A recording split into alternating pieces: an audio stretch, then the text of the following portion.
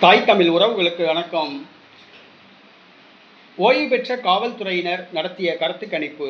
ஓய்வு பெற்ற காவல்துறையினர் நடத்திய கருத்து கணிப்பு 121 தொகுதிகளில் வெற்றி, முதலமைச்சர் ஆகின்றார் என்ற தலைப்பில் இந்த காணொளியை நாம் காண்கிறோம். பல்வேறு ஊடகங்கள் பல்வேறு விதமான கருத்து கணிப்புகளை நடத்தியது. தற்பொழுது ஓய்வு பெற்ற காவல்துறையினர் 2.5 லட்சம் பொதுமக்களை சந்தித்து வாக்குப்பதிவுக்கு பின்பு ஒரு கருத்து கணிப்பை நடத்தியுள்ளனர். ஓய்வு பெற்ற ஒரு ஐபிஎஸ் அதிகாரி இந்த கருத்து கணிப்பை நடத்தி கருத்து கணிப்பு முடிவுகளை அறிவித்துள்ளார். இந்த கருத்து கணிப்புகள் ஒருதலை பட்சமானவையா அல்லது நடுநிலைமையானவையா என்பதை யூகிக்க முடியவில்லை.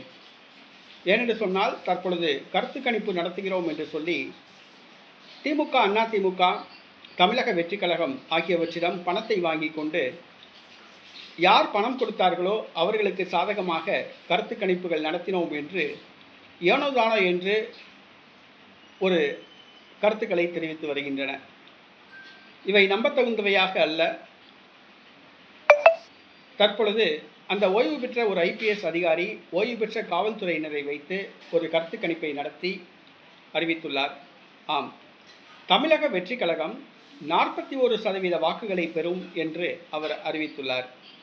மேலும் 121 தொகுதிகளில் வெற்றி பெற்று தமிழக வெற்றி கழகம் தமிழ்நாட்டில் ஆட்சியை பிடிக்கும், நடிகர் விஜய் முதலமைச்சர் ஆவார் என அறிவித்துள்ளார்.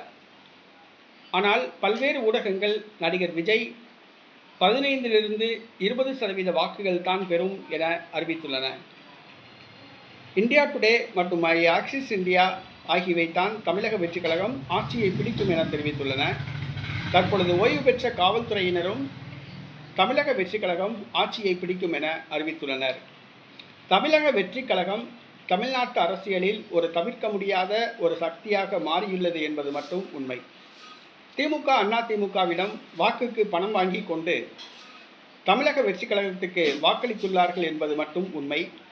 ஆனால் ஆட்சியை பிடிக்கும் அளவுக்கு தமிழக வெற்றி கழகம் 41% வாக்குகள் பெறுமா என்பது கேள்விக்குறி.